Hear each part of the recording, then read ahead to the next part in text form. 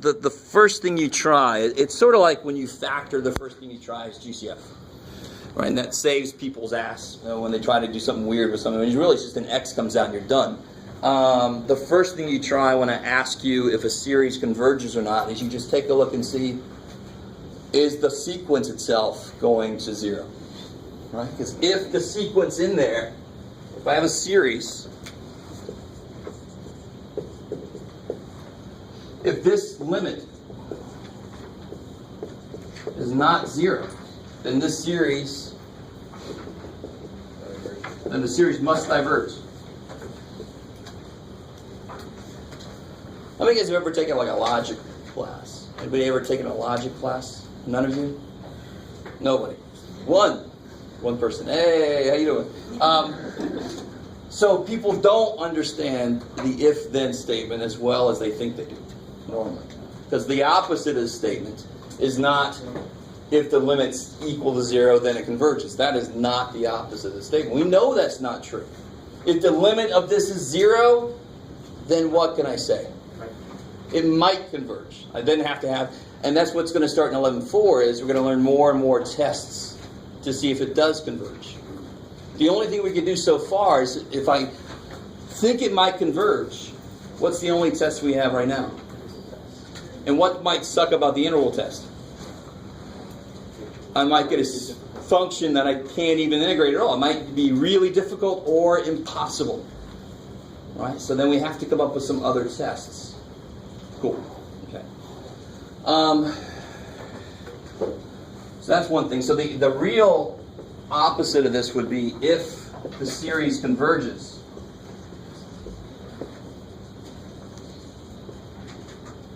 Then what can I say? If that series converges, then what must be true about this sequence?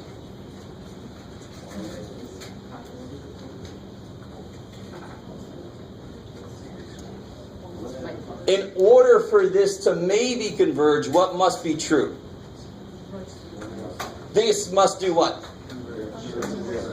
Must go to 0. There we go. If it just converges, it can converge to 1. What's the sum of 1 forever? Infinity. That sucks. So I know it's got to go to 0 to maybe converge. So if I know it converges, what must the sequence do? It must have went to 0. There we go. Cool. And people get that really easily confused. You think, oh, if I show it's 0, then the series converges. No, that's bullshit. If I show it's 0, then it might converge, and then maybe I'll do the interval test or something else. But if the series does converge, then the limit of an is definitely 0. But nowhere up there did I say, if the limit is 0, then the series converges. People tend to kind of read that themselves. I don't blame you. You want a nice, easy way to do this stuff. I don't. So do I. Okay.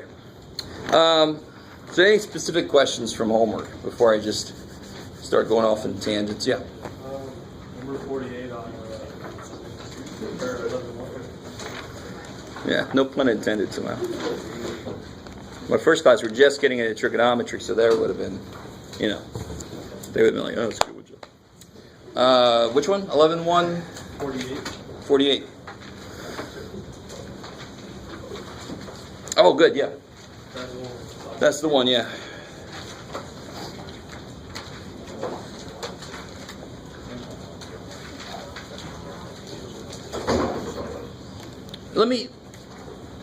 All right.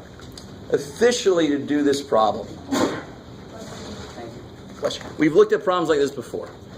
And let me just kind of make this a complete picture for you. Officially to do this problem, you would have to do squeeze theorem. But I want to show you why we didn't. Yeah, we just use comparisons. Because we don't want to do squeeze theorem. And the reason I don't need to, let me see if you guys are with me on this. We're going to go a little bit ahead for a second. And the whole thing with this problem is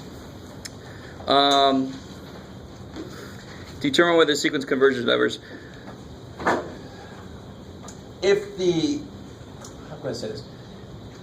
If the absolute value of this sequence converges, then the sequence itself must converge. I think that might have been coming out already. I don't know if I'm ahead of myself or behind myself. In section 11.1, did they actually say that yet? Yeah, there it is. Page 694. We're going to use that fact to help us with series. If I was summing this thing up, if I was adding this thing, and I found that the absolute value of the series converged, why would the absolute value, if I find the absolute value converges, why would this definitely have to converge actually kind of like even better? Because sometimes these terms are negative. So if I'm adding them up and I look at the absolute value and it converges, I definitely know that the thing without the absolute value is going to converge, because then it's kind of subtracting from itself sometimes too. So that's going to come up when we do series. And it's based off of this thing. I know that if the limit of the absolute value converges, this is page 694. If this limit of absolute value is 0, then the limit of the function itself, the sequence, is 0. And really what that does for us is if I'm coming to 0 from both sides, who cares? I can look at it, well, the absolute value would come to 0 from the one side. So then the non-absolute value thing would just attack it from both sides. Either way, the limit is still going to be 0. So that's why I argue we don't need the squeeze theorem here. Right? The squeeze theorem would have to be used directly because sine goes between -1 and 1. So in that case, to be careful, you would use squeeze theorem. But we just go, well, we're going to look at the absolute value of this. And if I can show that converges, then I know that this converges too. In which case, I can just do a comparison test. Right? If I think, and why would I think that this converges? Why? What is sine of something effectively? Especially when I'm talking about letting n go to infinity. What is sine of who cares? It is a number. That's it. It's not a function of n. Really? I mean, it is, but it's a number. It's contained between 1 and -1, so it is finite. It is not a constant, but it's finite. You guys kind of with me? That's why this idea of a comparison test makes sense. So somebody asked me earlier, does it have to be a trig function with this periodicity that they're bounded? Does it have to be like that to do a comparison test? No. Section 11.4, we're going to learn some other things that we can do comparison tests on. Right? But it's the most basic and most often occurring type of function that we would do it for. So how would we do this one? We did one like this before. I did it by, I took off the sine 2 and made 1 over 1 plus the square. Good. So you found Bn equal to 1 over 1 plus rad n. Which is smaller than sine of 2n, which is smaller than 1. Careful now. The biggest sine of 2n can be is 1. So then this is always, at least, it's bigger. Oh, okay. At least an. Let me just stop right there. Is that cool? Now, real quick, before you do any comparison test at all, you have to go in with the gut feeling about if it converges or diverges.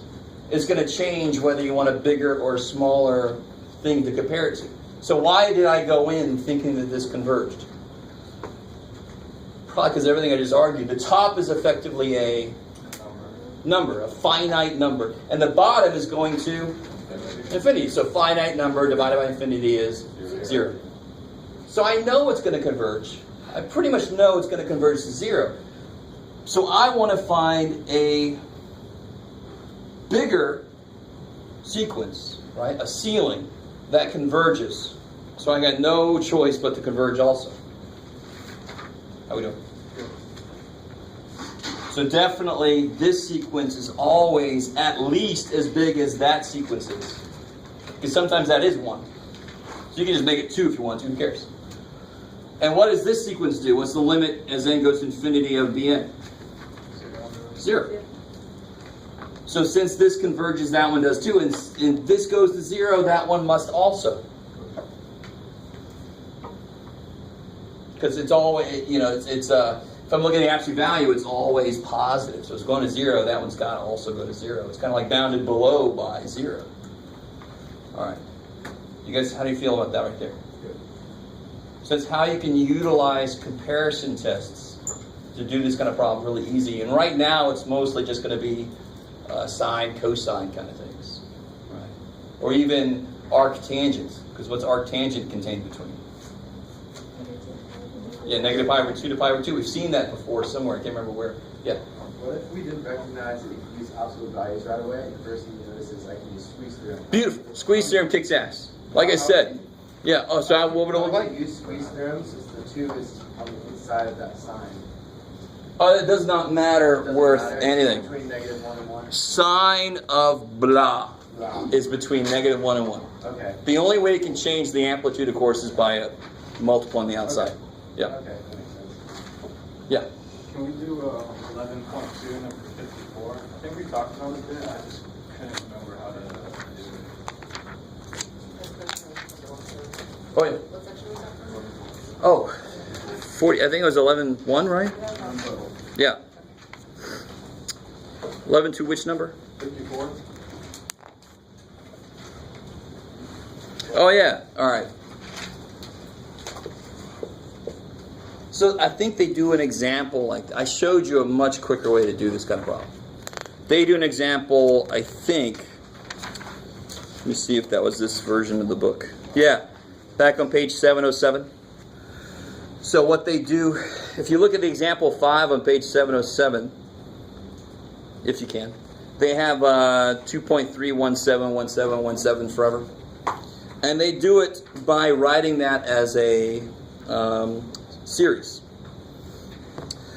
And I would highly recommend not to do it that way, right? Because there's a much quicker way to do that kind of problem. So, I mean, if I gave you this kind of problem, 10.135, and what's repeating? 3.5.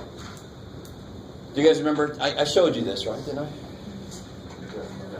Yeah. So you just do it that way. What's the way I showed you? So what would you have to do on this problem? This is, I don't know what the answer is. I don't know what that looks like as a fraction, so I'm going to call it x.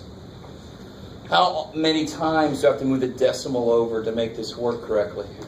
Let me write a few more terms here. What would a few more terms look like? 3.5. Yeah, it's not the 1 that's a part of the repeat, right? So, yeah, well, yeah. If I move it over once, what happens? So this one's gonna be kind of neat. If I move it over once, then it would be 101.35 shit. So I have to move it over. If I move it over twice, then it would be 1013.535. So you don't care about this, you care that you kill the infinite part. Right? You don't care what's happening way at the beginning. You want the infinite part to go away. So do you see what I just did? I just kind of tried one. It didn't work. So I said, oh crap, let me move it over one more time. So now the infinite part does line up, right? Let me try this again. So here's the number I'm working with. If I did just 10 times that, then I would get 101.3535. Are these going to cancel? No, shit. So I don't want to do that. So let me try 100 times that. Then these should line up now, right? Eventually.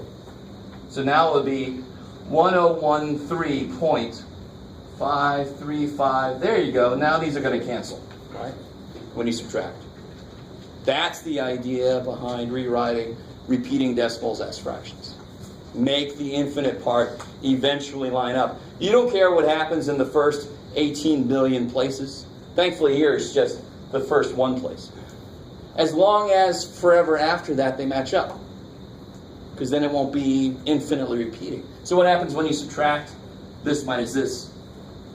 100 minus x, 100x minus x. And then this minus this, you put it on underneath. Make it a little easier to look at. So this part goes away. So then I get 99x equals 1003.4. Cool. Now, when you write something as a fraction, you can have decimals in it also. Fractions are defined to be ratios of integers with bottoms on 0. So I've got to make this 990x And then I can divide by that and I'm done. Cool. So whatever, are you guys cool with that part? Yeah. If you're going to give me a fractional answer, you better make it a real fraction. A real fraction has no decimals in it, right? Or you just divide by this and multiply top and bottom by 10. Just move the decimal over once. So if you put this in your calculator, you should get this number come out. Your calculator do what it can. It's going to give up at some point. Okay. All right. So the only way to make this more difficult than what we did before is to do this. Put some numbers in front of where it starts to repeat. But then I just got to make sure just to multiply by a multiple of 10 big enough that they move over and then they kind of capture itself back so that it repeats it. The infinity parts overlap, so they'll die when I subtract them. Okay, that's enough. So the book's got a way to do it. You can look at that example if you want to. I've shown you a couple examples of the quicker way to do it. Right? Either way you want to do it, it's fine with me. Anything else from homework?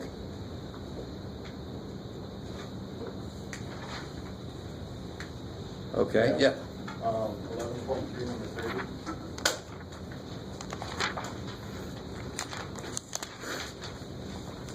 Oh yeah, good.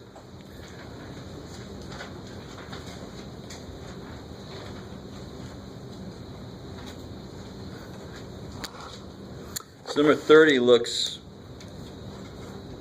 Scary. yeah, to say the least. Let's see. So they start me off at 3.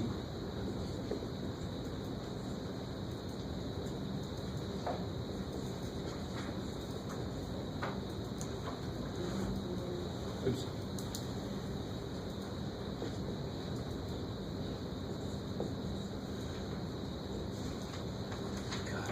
So we were with natural log and n. They both have n's in tree.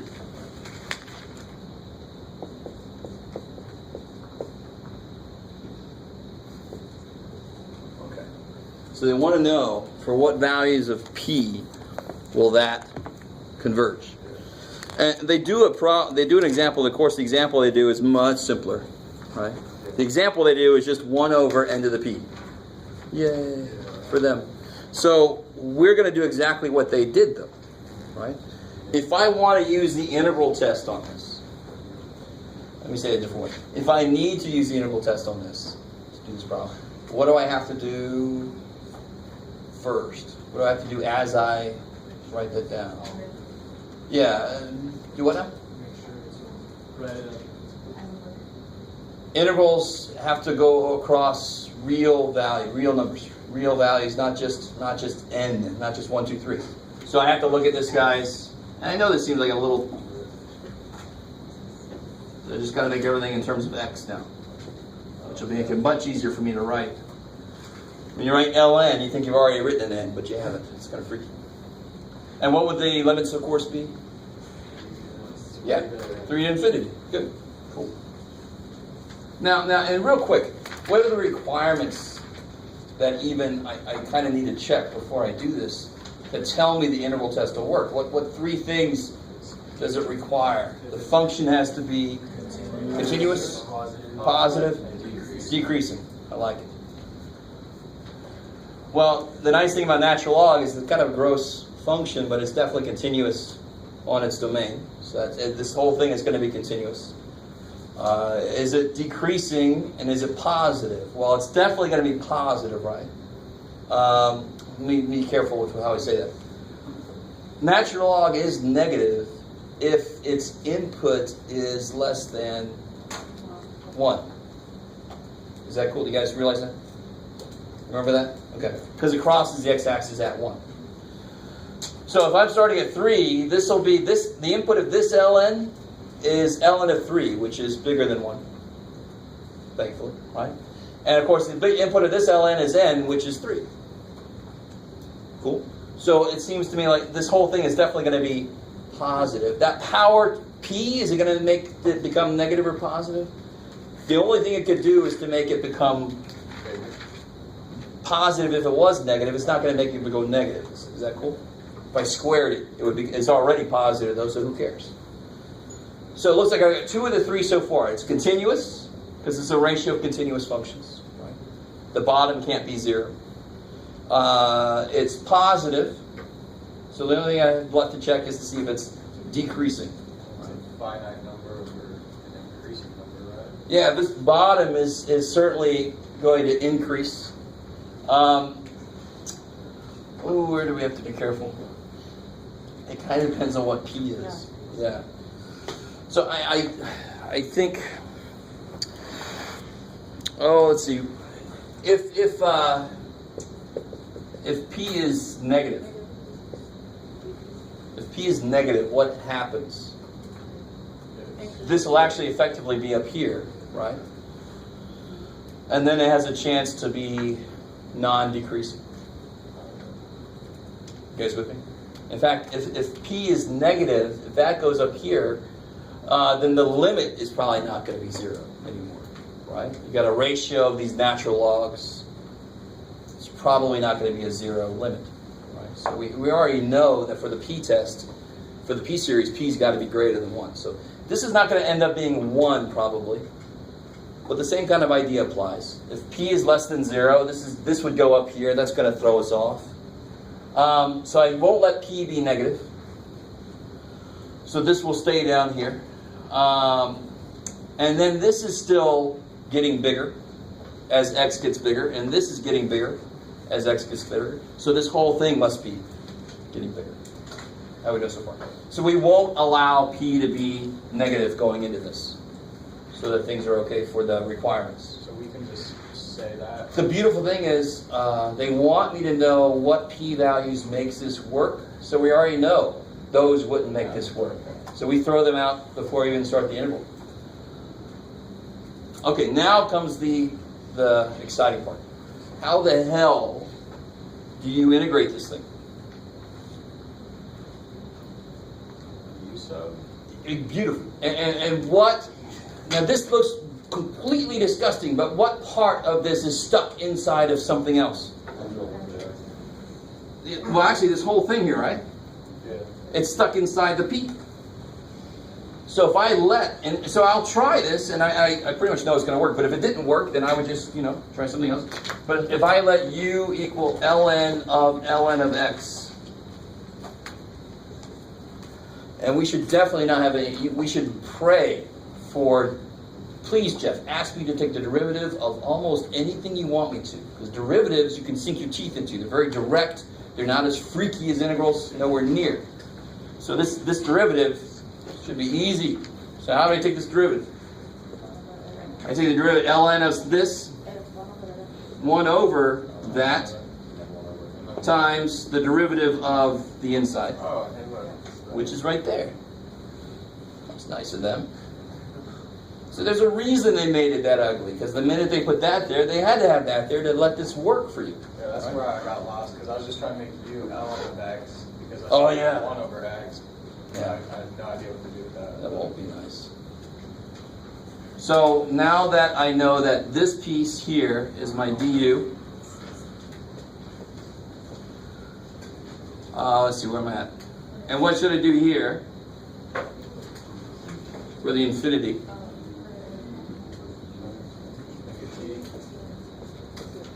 And real quick, a few of you guys were making the mistake. You're plugging these limits into u values when these limits are for x's, right? That's why if you need to, change the limits, period. I don't like to do it, but the parentheses are what remind me that, oh yeah, that's not for u, that's for x. I got to go back to x before I can plug these in. You guys with? So don't just integrate to get to u and then just plug these right in. Make sure they're the right things. Are they what u does, or are they what x does? Right? Those are what x does. So what does this become now? 1 over u. It kicks ass. Du. And now, really, to tell you honestly, that's as far as I'm going to go. Because that, you can go, the example is exactly like that now. Yeah. Although I am curious, I can't remember how this comes out. But I have a feeling, I want to let more of you try this. I don't know if you guys have even tried this yet, but I've gotten you pretty far through there. If you look back at the example that's just like this, you should be able to follow that through. All right, good. Because it starts here, the example does. Of course it does. They always make it easier for themselves. I don't blame them. You go write a book. You make it easy for yourself. So anything else from homework or general idea of something? All right, so what I want to do,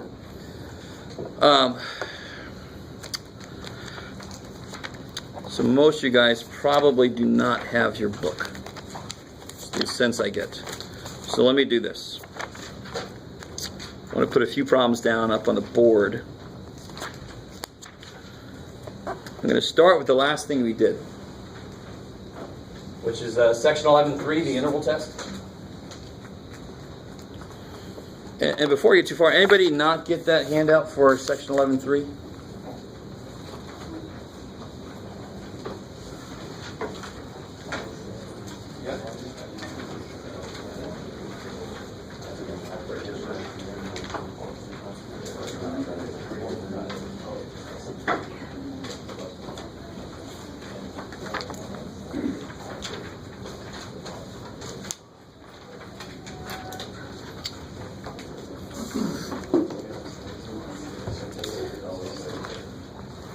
So here, you guys try out this one. If you have your book, this is page 720. I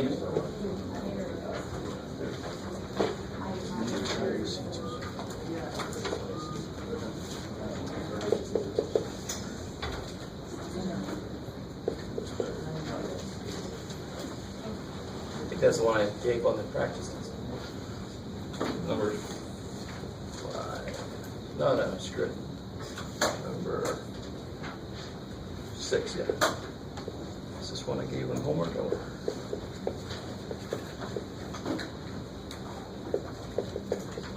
Alright, so use the interval test.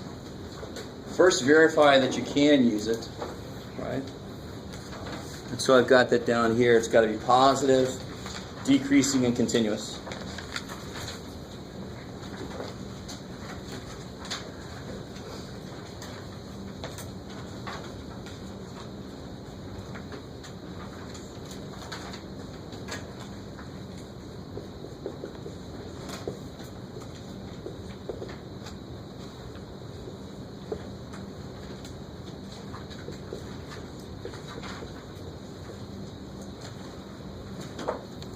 So just use those two.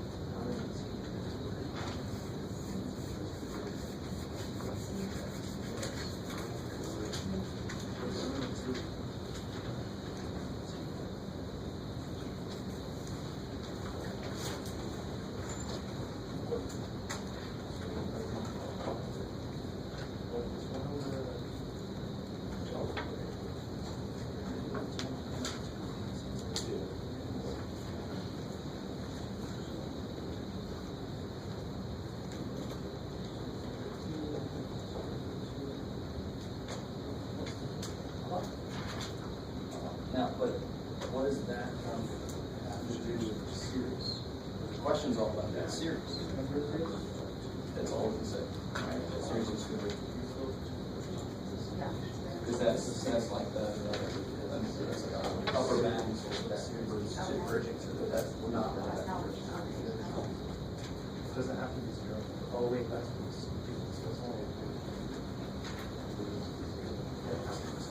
Hey Jeff. Yep. Because now it's the series. Because so if the limit of this is If the limit of the sequence is not zero, then it's divergent. The interval test says whatever the interval does, the series does, and vice versa. So if your interval diverges, then the series diverges.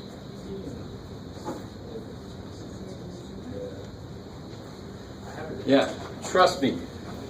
That is the universal problem, and that's why I keep trying to talk about the difference between questions I can ask about a sequence and how you figure out the answer, and questions I can ask about a series and how you figure out the answer. So to find if a sequence converges, all you have to do is what?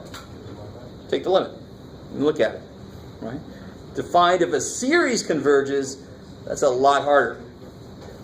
In fact, the only immediate thing I can do is say, well, either it diverges or it might converge. And then I've got to apply tests, and the only test we know so far is integral test. We're going to learn a series of other tests that we can apply. How are we doing so far? Is that? I have to keep saying something like that because it's weird. It's really easy to get mixed between the two.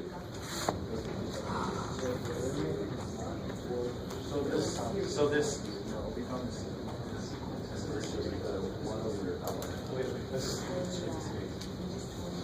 Oh, yeah. All right. So do both of these meet the requirements? Good. So there's a reason to do it, right? So they're both definitely positive.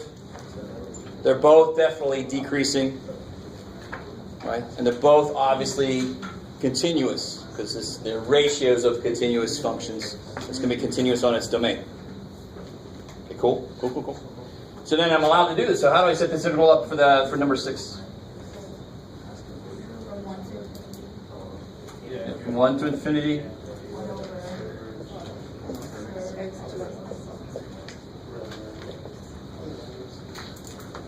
Cool.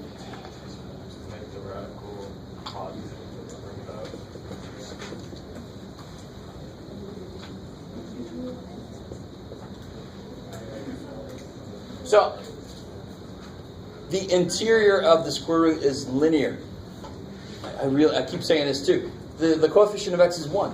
So it's effectively x to the negative 1/2. Very easy to integrate, right? So I think what you're saying, write it like this. Yeah. That's linear. I don't have to do a u sub. You could if you want to, but then u would equal that, du would equal dx. It almost doesn't do anything for you. It's trying to tell you it was already just as easy earlier.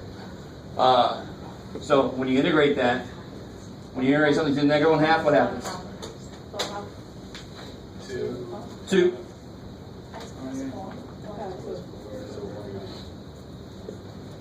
I'm going from 1 to t. Let me stop there. Is that cool? Uh-oh.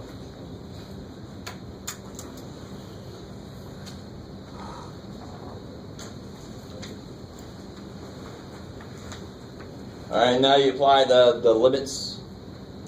See if I get everything. Yeah. So then you get 2t plus 4 to the 1/2 minus 2 times 5 to the 1/2.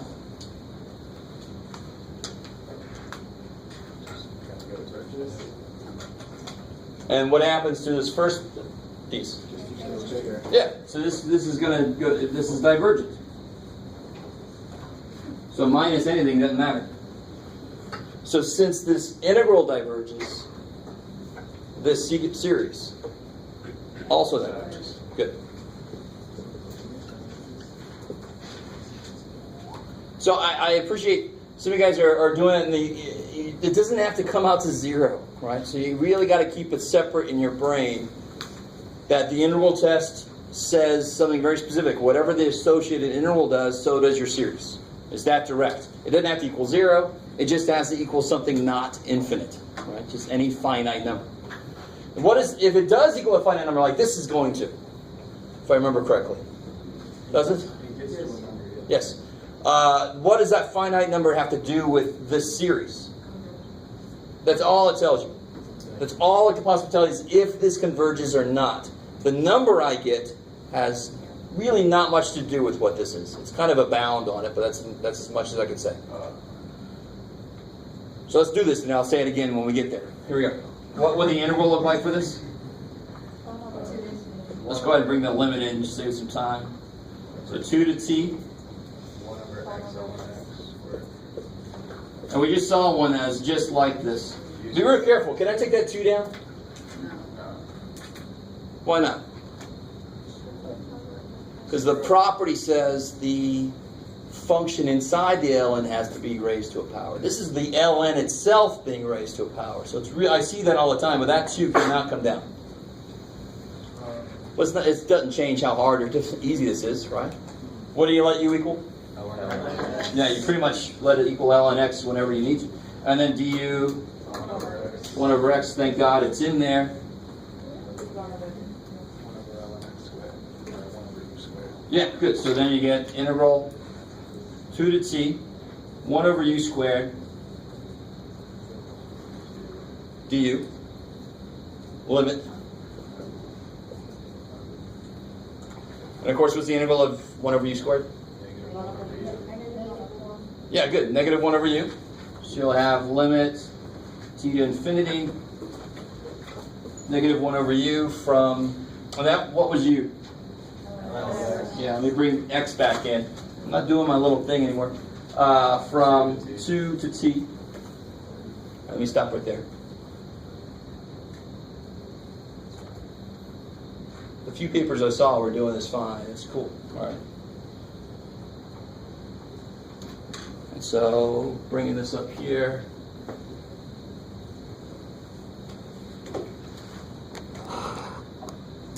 I have limit t goes to infinity, negative 1 over ln of t, minus negative, so plus 1 over ln of 2.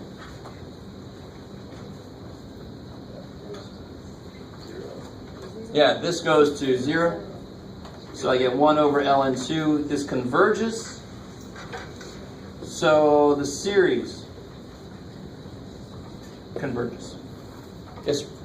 So here when we actually get the number, I was just wondering, like, at this point where all we can actually tell is whether or not it converges or diverges, is it even worth it to go all the way to the number? Or when I see like that is like 1 over going to infinity, that means it's going to converge somewhere, right? So just be on the safe side. Go all the way to the number. Yeah, but I know what you're saying. You're right. At that point, I'm like, well, it's going to be fine. mm-hmm. Yeah, so, but if you just go all the way to the number, it's even more safe, more careful. Yeah. Yeah. So with a series with the integral test, if we get a number out on the integral test, it doesn't matter, the series is still going to converge. So the only thing we can tell Exactly. Because the whole idea of the integral test is we built the integral test to almost be a comparison test. Because we made it, if we thought it was going to converge, we did the integral so that it was always above the sequence. So if the integral converged by the comparison test, so did our series have to converge. You with me? But if I just find another series that converges, the thing it converges to has nothing to do with what mine converges to, except for the fact that it is a bound. Wouldn't it be like an upper bound?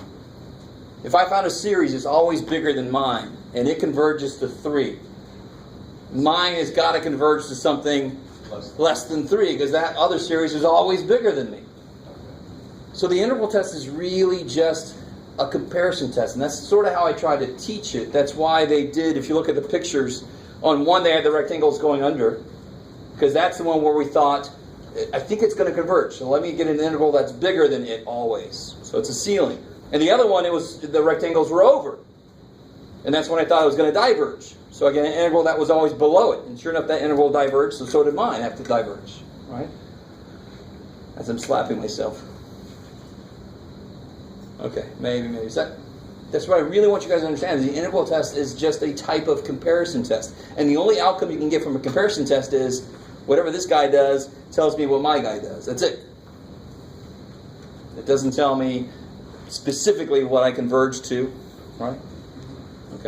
Okay.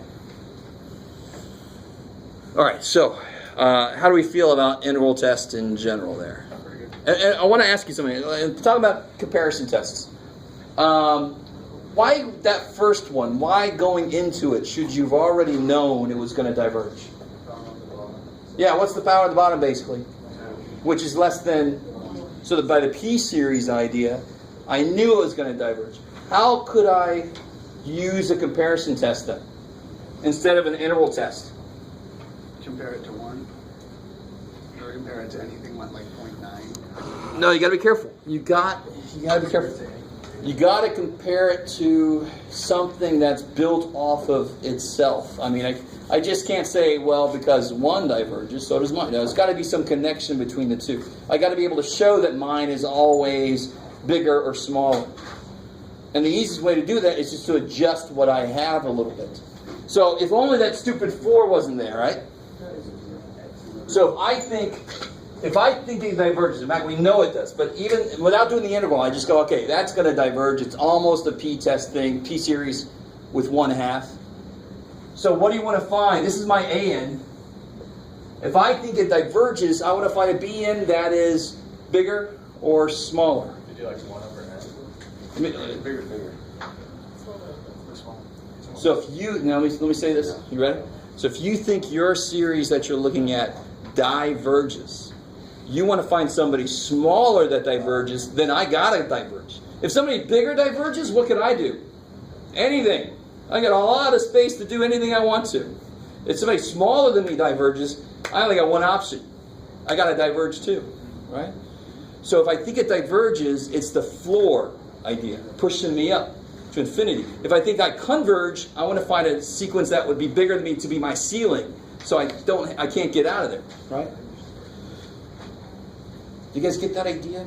It's a little weird when you hear about it, but that's why it makes sense. So I want to find a Bn that's how related to my An? That's smaller,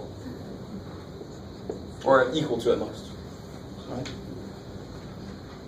So I want my An to be bigger than or equal to Bn. Let me just write it that way. So here's my An. What can I write here that kind of comes off of it? This is good. I want to do this desperately to show you I can adjust this a little bit. We did this a little bit the other day. But if I take the 4 away, what happens to this output? The bottom gets a little bit smaller, so the whole thing gets a little bit... So this is awesome. Is that what I want to have happen? I'm sorry, it's awesome for a different reason. Right? It sucks for a problem, because I can't just take the 4 away, because then the result is bigger, isn't it? I want something the result is smaller. So could you add a number into it? I love it. So, all right. And remember, you want to get to the point where you can write it as 1 over n to the 1/2, because that's what we know it is. So, let me just give it away, because it's almost impossible to lead you there. If only there was a freaking n there, like terms, put them together, take the constant outside, I got n to 1/2, right? So how can I make sure that it's always greater than or equal to? I just make, instead of 4, I make it 4n. Because n starts at 1. So at 1, they're equal. After that, the thing I'm about to write is always smaller, right? So if I write 1 over square root of n plus 4n. Now let me let this sink in, because that's freaky. You're not used to being able to do something like this, but it's sort of like the math induction. When I have inequalities, I have a lot more freedom. If I just want to find something smaller than that, there's a lot of stuff I can do to it make it smaller. But keep in mind what your end game is. I want to get n to the 1/2. So this is beautiful. This one thing, to realize that you're allowed to replace a number with some function of n, as long as it maintains the inequality you want, you totally can do it. And then what can I do from here? So that's equal to 1 over root 5n, which equal to 1 over root 5 times 1 over n to the 1/2. What does that series do? You don't care about constants. Who gives a crap about constants? What does that series do? Yeah, by the p series. So you say by the p series diverges. So what does mine have to do with something small? What did I just do? Oh yeah, if something, yeah, thank God. If something smaller than mine diverges, what does mine have to do? Diverge. Good. I was really worried there for a second. I started the whole damn thing the wrong way. So this diverges, therefore this diverges. Let me just let that sink in. That's the kind of thing you're allowed to do with a comparison test, because those inequalities let you do that kind of thing. You just have to find anything that's smaller. Smaller in this case. I wouldn't want to make it like, obviously, now watch. If I would have made n to the 4th plus 4n to the 4th, wouldn't that be smaller? Let's say it again. If I would have made this become n to the 4th plus 4n to the 4th, that would have been smaller, right? But then it would have been 1 over the square root of n to the 4th is n squared. What does that series do? So if something smaller than me converges, does that say anything about me? So I desperately, if anybody followed me, I would have just said, that's the thing to be careful about. You're allowed to do almost anything you want to. You just don't want to go past where you know your goal is. My goal is to get to the end of the 1/2. I'm not going to do anything that's going to screw with this power of 1/2. Then it is going to be a smaller series, but it converges. I made it too small. Shit. I want to make it smaller, but it still diverges. So then I have to diverge. Hopefulness up here. Okay. It's a weird thing, but obviously I think you can tell I love this kind of shit. That's just who I am. But just to realize the flexibility you have in situations, any inequality situation, you have a lot more flexibility than you think. Okay, so that was a lot to talk about. That was section 11.3, integral test, and then we went a little bit beyond that. Taking a step back, let me give you some problems that are a mixture from 11.1 and 11.2, because telling the difference between series and sequences is huge.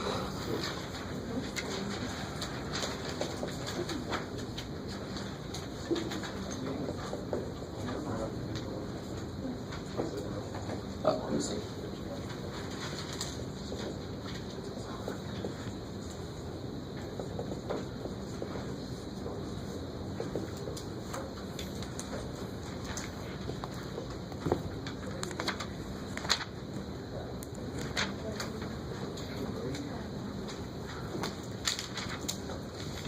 This is section, well, let's see.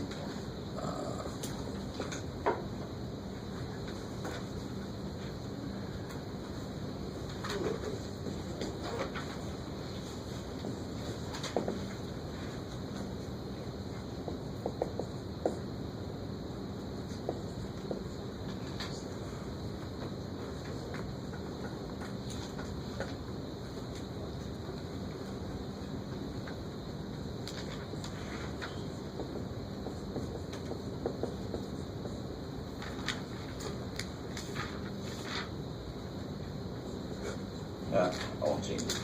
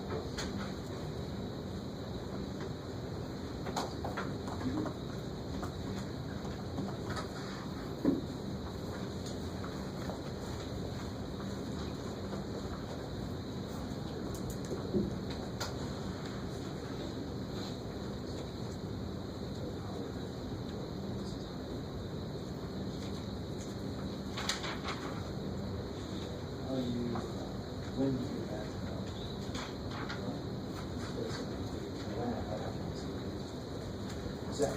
So if we have the plus 2, so we can make the powers the same. And then G4 equal to that.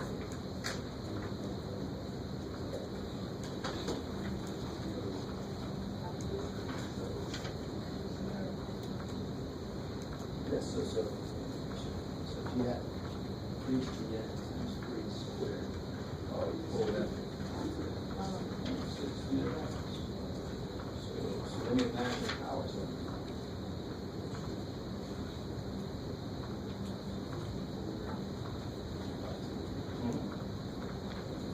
Now what kind of series is it? I'll tell you which section we're from for that problem. Oh, it's all in that section we talked about the series that is built off multiplying. That's what we're doing here. So, A1 9 times 3 fifths. A2 9 times 3 fifths squared. So what is the geometric series? Convergent. Let's look at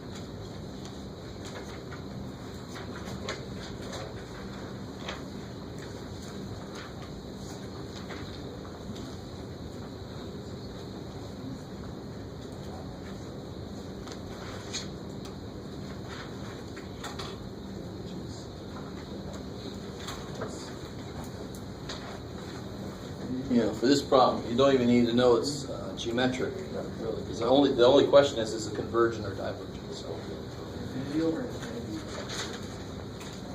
You don't have so that would be indeterminate, right? But don't get into L'Hopital's here, because the derivative of 3 to the n, you don't want to go The there. way I did it was a split apart. So I said 3 to the n over 5 over n times 3 to the 2 over 5. Yeah, so you can rewrite this as 3 over 5 to the n times 3 squared. So convince yourself of that. So you need to start realizing, especially when a lot of the stuff in your expression has nth powers. If there's any that aren't also nth powers, you can just pull some of those off. So 3 to the n plus 2 when you add powers when you were multiplying. So you can rewrite that as 3 to the n times 3 squared. That's such a thing. We don't do that all the time. We normally do it the other way. So we're so not used to even looking for that. All right, but now you should get used to it. And so how do I tell if this is convergent or divergent? What do I do? Take a limit. It's the most direct way to do it, right? So the limit as n goes to infinity, this thing, 9 doesn't really, I can just bring in 9 now. It doesn't do anything to me. So what do you think the limit as n goes to infinity of a number smaller than 1 to the nth power is? 0. Let me say, when you multiply 3 fifths times 3 fifths, it gets smaller. Times 3 fifths again, it gets smaller. So I don't know if you realize this. Any exponential, of course, looks like this, right? But an exponential that the base is less than 1 looks like that. So that limit is going to be 0. Not 0 factorial.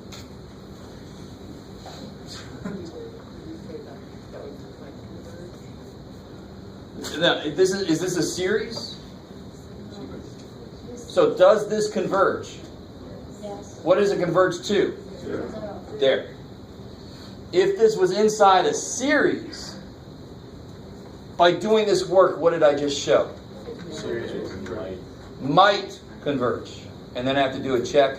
And this would be a geometric series, right? So that'll actually work, because the thing with geometric series, what is the basic idea of a geometric series? Series built off of what operations? Multiplication. So there's some common ratio, some common multiplier, right? So here, in that case, the common multiplier is less than 1. And anytime I have a geometric series where the r, the common multiple, is less than 1, it's going to converge. Right? And since I'm talking about it, just to remind you guys, this is on one of those handouts I gave you. For a geometric series,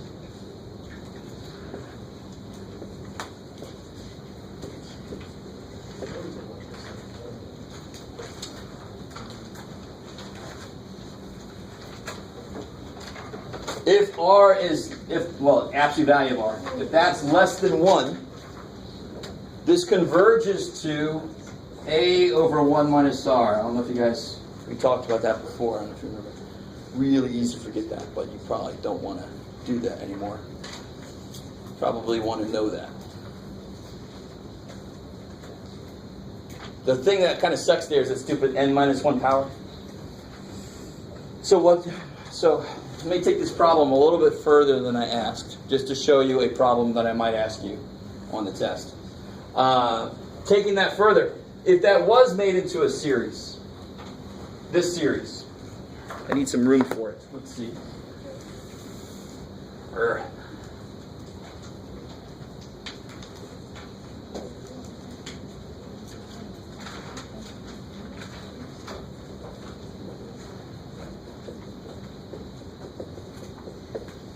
So if I did have a series with this in it, it's a cup with dirt in it. Somebody got that, okay? Ryan reading? Yes, definitely. Explain it to me. Cool. With dirt. Cup of dirt. Cup of dirt. All right. Sorry. Inside, it's crazy. So what's kind of wrong with this form compared to the form that tells me what the sum is going to be? Because r is definitely less than 1. Right? That's good. Yeah, it's not n minus 1. So here's what you could do to kind of make this work. If I wanted to make that n minus 1, I could just take 1/3 times 9 out. Wouldn't that leave 1 less in there? Yeah. So then you just have a multiplier of 27 over 5 times this, where now it is n minus 1.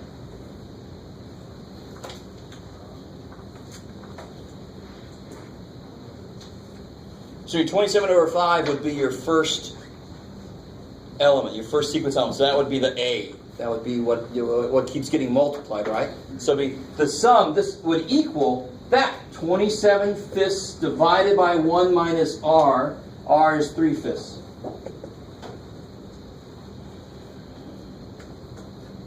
So what's that? Quick way to do that is just to have a whole bunch of over 5s. So the quick way to do it is just to multiply by 5, right? Top and bottom. So you get 27 over 5 minus 3, you get 27 over 2.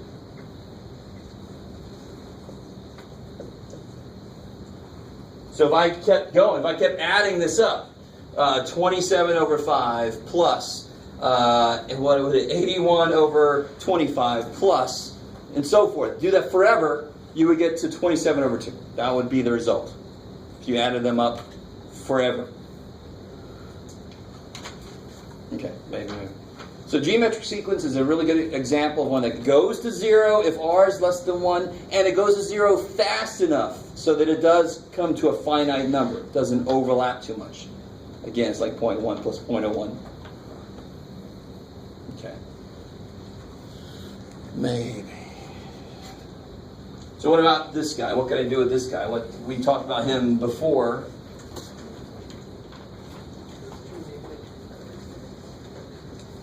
What's up?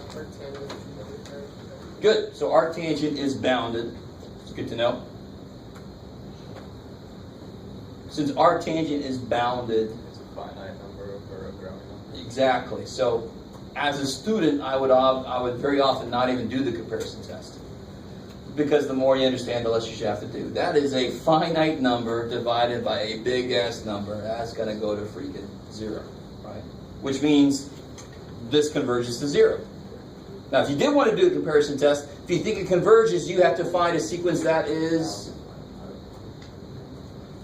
If you think this converges, you have to find a sequence that is bigger or smaller. You have to find a ceiling that will not let you go. So, of course, you would just let this be... The sequence you compare it to would be pi over 2 over n. Because that's always at least as big as this series here, this sequence. So this definitely converges by any of those arguments we just gave. Cool. Okay. I wanted that one to be a semi-quick one. I just wanted to remind you about this. Arctangent is another thing that's bounded. That just has to be sine or cosine. What about this one? Same question. What's the difference here? It's a sum. It's a series. It's a sum. So, what's the first thing you check before you do any weird shit? Because we're going to learn a lot of comparison tests, and people sometimes just jump into all these weird-ass comparison tests, or not comparison tests, tests, where you do all kinds of weirdness. The very first thing you check. The denominator is bigger than the numerator, so it's not going to go to 0. So more generally, you check to see if the sequence inside goes to 0 or not. And this sequence goes to Not 0. not 0. It goes to 3, 1/3. 1/3. So since the limit of this sequence is 1/3, which is not 0, the sum diverges.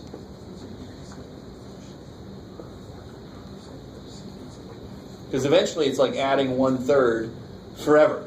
And 1/3 times infinity is infinity. How do we know so far? Is that?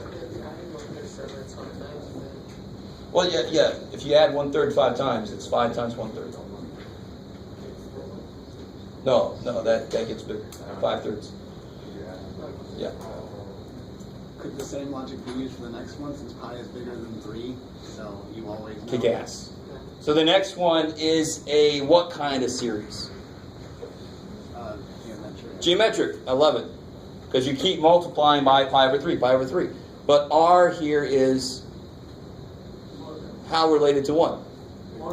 It's more than 1. So in order for this to converge, r has to be less than 1. Since r equal to pi over 3 is more than 1,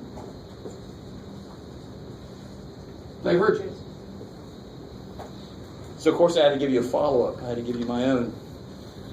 So if it turns around, can you guys, well, first off, does it converge or diverge? That new one, 37 star. Based on what we just said here, that one converges, because r would be less than 1, right? You figure out what it converges to. What does it converge to? TO.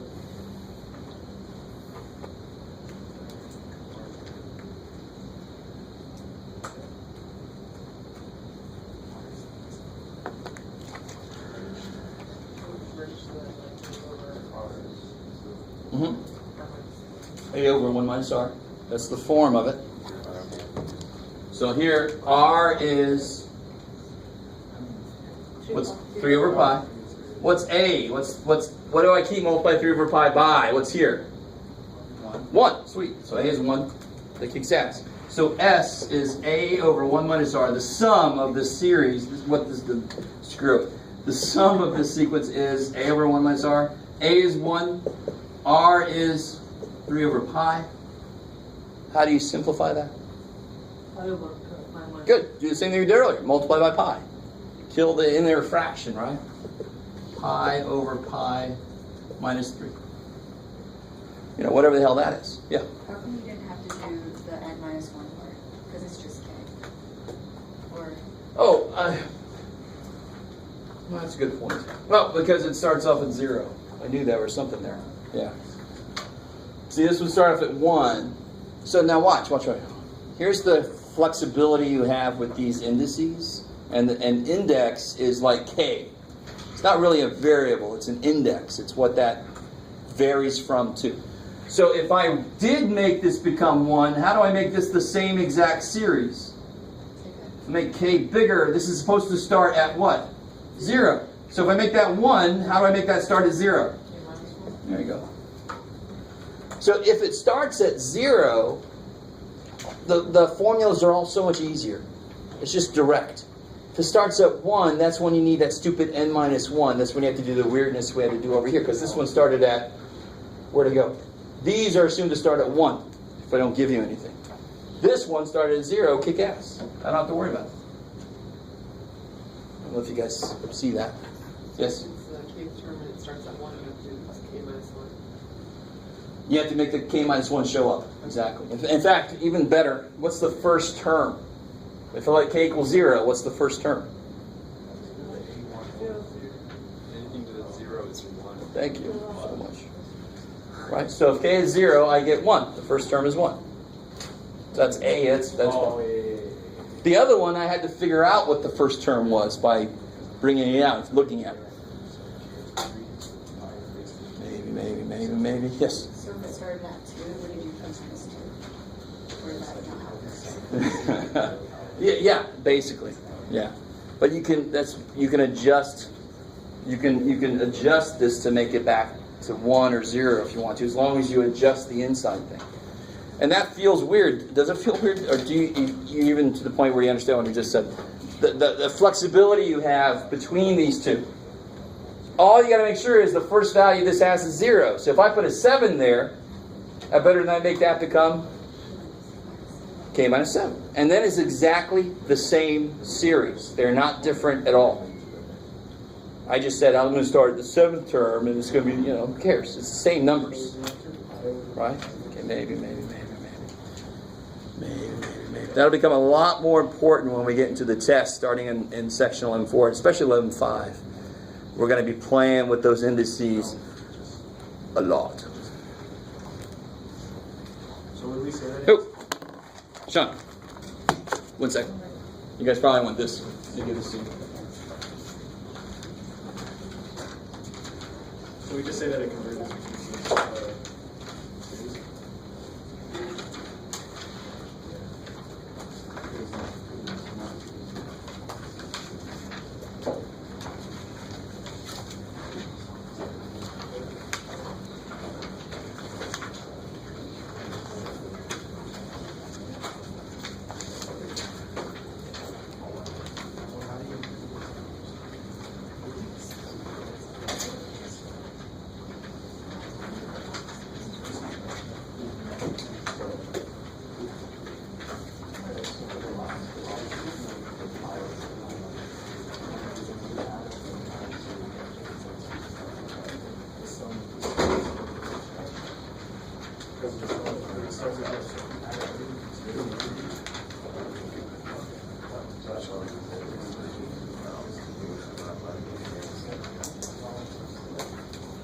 So this is the little study guide I told you about. I think on Tuesday I'll also bring some examples from old exams I gave in Math 280. We'll kind of work them out in class together. And I'll have the problems I reference on this page all worked out.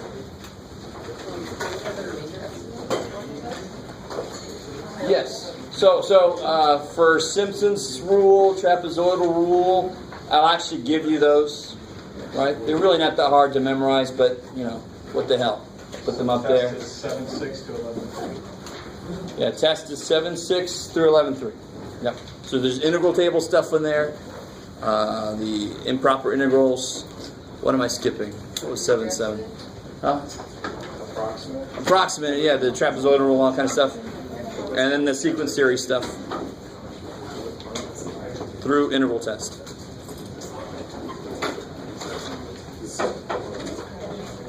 So any other questions or? I love this. You're all. If you have no questions, you can head out. It's fine. We'll review Tuesday even more.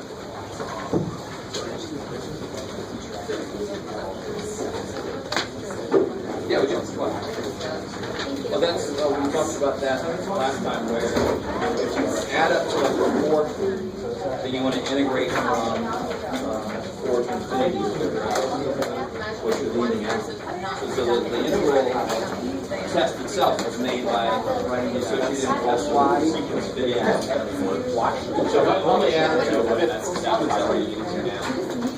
Then an estimate for how much I'm off by is the integral of the rest. Yeah. And it was on that last handout I gave. 11.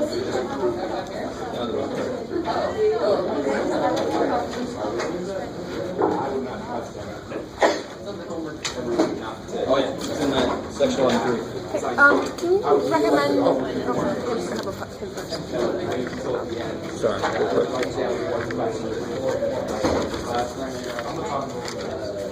Okay. Can you recommend a tutor to me? Sorry. Have you gone over there yet to see them? No, I haven't. So upstairs there's somebody who's been there forever, Kim. He's been upstairs forever, so that's where you have to call, make an appointment for like an hour at a time. You can meet with somebody. And downstairs, I would think. You can just walk in. Yeah. Downstairs, to be completely honest, I used to be in charge of that, so I knew all the tutors. I don't know any tutor right now, except a couple that I suggested go over there. Okay. Beyond that, I don't know them at all, to be honest, yeah. Okay, thank you anyway. Sure. It is, but to be able to do this integration, you have to do like you did here. You have to put the limit as t goes to 4. Otherwise, the integral is not even allowed to be done. So you did everything right. You just had to bring that limit idea in. That's what makes it legal to do it. Yeah. I found this piece that was. Oh, good. All right. So it just needs to be stable.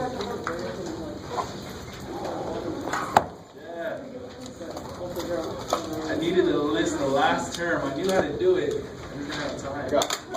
You took 3 points off just because I didn't list the last term because I ran out of time.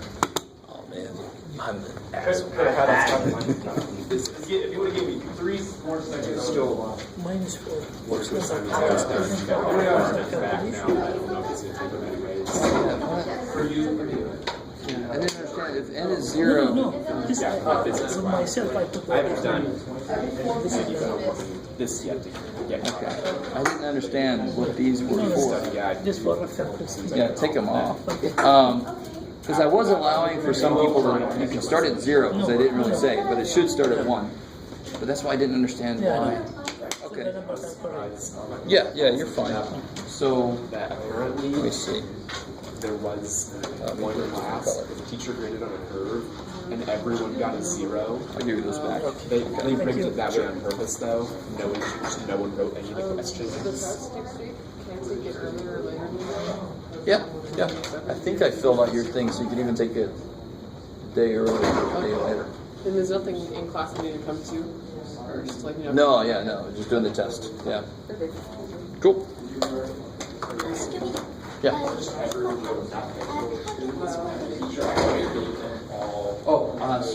you want to show it, we think it converges, and we think it converges because this is bounded.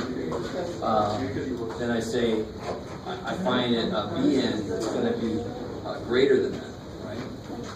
So that the one I'm going to use would be pi over 2. So what does this do as it goes to infinity? Well, it goes to 0. So this is definitely going to converge. A bigger thing converges, so that has to converge also. And it's the whole idea of this is negative sometimes, but we're doing like the absolute value thing to make it, so we don't have to use this.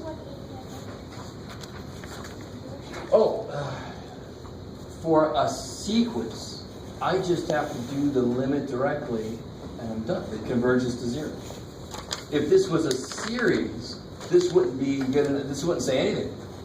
I just know it might converge. So then I have to do something further. But the sequence, I can just look at it. They're going to 0. I'm done.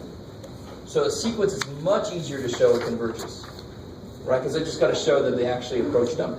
Series, they have all these extra conditions. It's got to go to 0 fast enough and all that kind of stuff. So that's why it's got extra tests. The interval test is the only one we know so far.